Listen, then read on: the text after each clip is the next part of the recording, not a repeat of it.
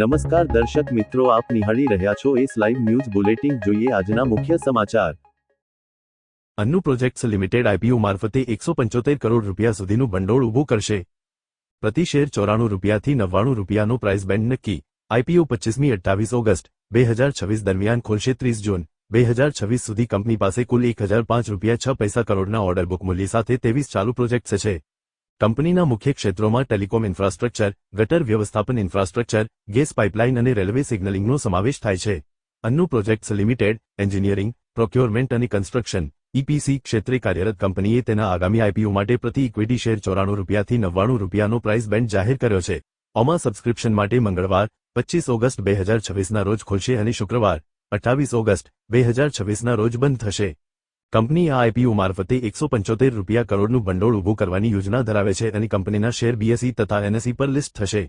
મેફકોમ capital markets limited આ ઇશ્યુના book running lead manager વીઆરએલએમ છે, જ્યારે કે ફિન ટેકનોલોજીસ લિમિટેડ રજિસ્ટ્રાર છે. ઓમાં બુક બિલ્ડિંગ પ્રક્રિયા મારફતે 10 રૂપિયાની ફેસ વેલ્યુ ધરાવતા કુલ 1,76,83,000 ઇક્વિટી શેરનો ફ્રેશ ઇશ્યુ સામેલ છે. કુલ ઇશ્યુમાંથી 70,73,200 equity share non institutional investors ની, 17,68,300 equity share qualified institutional buyers QIBS અને 88,41,500 equity share retail individual investors RIS segment માટે ફાળવવામાં આવ્યા છે. અન્નુ પ્રોજેક્ટ્સ લિમિટેડ ઓમાંથી મળનારી રકમમાંથી 115 કરોડ રૂપિયા વર્કિંગ કેપિટલની જરૂરિયાત માટે અને 15.01 કરોડ રૂપિયા કંપનીની મૂડી ખર્ચની જરૂરિયાતો, જેમાં મશીનરી અથવા સાધનોની ખરીદીનો સમાવેશ થાય છે, એના માટે ઉપયોગ કરશે. બાકીની રકમનો ઉપયોગ સામાન્ય કોર્પોરેટ હેતુઓ માટે કરવામાં આવશે. 2003માં સ્થાપિત Annu projects limited telecom infrastructure, ગટર વ્યવસ્થાપન ઇન્ફ્રાસ્ટ્રક્ચર, ગેસ પાઇપલાઇન અને રેલવે સિગ્નલિંગ જેવા ક્ષેત્રોમાં આવશ્યક ઓવરહેડ અને અંડરગ્રાઉન્ડ યુટિલિટી ઇન્ફ્રાસ્ટ્રક્ચરની ડિઝાઇન, વિકાસ, અમલીકરણ, કામગીરી અને જાળવણી સાથે સંકળાયેલી છે. તે રિપોર્ટ અનુસાર કંપની ઇપીસી ક્ષેત્રની વૈવિધ્યસભર કંપનીઓમાંની એક છે, જે ફાઇબર ઓપ્ટિક્સથી લઈને ગટર વ્યવસ્થાપન પ્રોજેક્ટ્સ સુધીના વિવિધ ક્ષેત્રોમાં કાર્ય કરે છે અને ગેસ પાઇપલાઇન પ્રોજેક્ટ્સ પણ હાથ ધરે છે.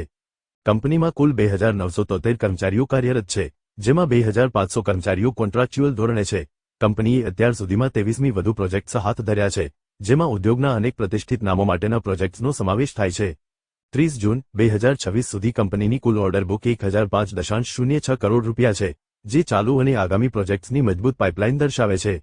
નાણાકીય વર્ષ 2026 દરમિયાન કંપનીની આવકમાં ટેલિકોમ ઇન્ફ્રાસ્ટ્રક્ચરનો હિસ્સો 41.50%, ગટર વ્યવસ્થાપન ઇન્ફ્રાસ્ટ્રક્ચરનો 52.67%, ગેસ પાઇપલાઇનનો 4.03% અને અન્ય પ્રોજેક્ટ સેગમેન્ટનો 1.80% રહ્યો હતો.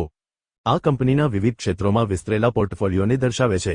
નાણાકીય વર્ષ 2026 દરમિયાન અન્નુ પ્રોજેક્ટ્સ લિમિટેડની ઓપરેશન્સમાંથી આવક 241.25 કરોડ રૂપિયા રહી હતી, જ્યારે પ્રોફિટ આફ્ટર ટેક્સ પેટ 33.03 કરોડ રૂપિયા અને પેટ માર્જિન 13.69% રહ્યો હતો.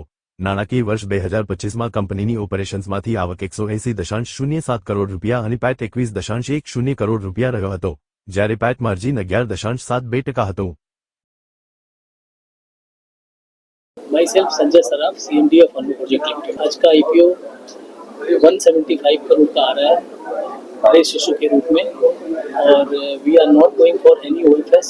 It is all for open public and offer rate.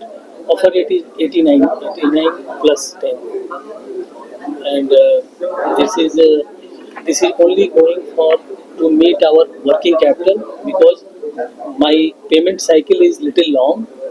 और इसको मीट करने के लिए हम लोग ये पब्लिक में गए हैं to meet our working capital. Future plan is to expand our business, to increase our bidding capacity, to presence in more states. Gujarat से बहुत पॉजिटिव एक्सपेक्टेशन है, because we started our gas project from Gujarat only. તો દર્શક મિત્રો, આ હતા અત્યાર સુધીના સમાચારની ખાસ ગતિવિધિ માટે આપ નિહાળતા રહો એસ લાઈવ ન્યૂઝ બુલેટિન. નમસ્કાર.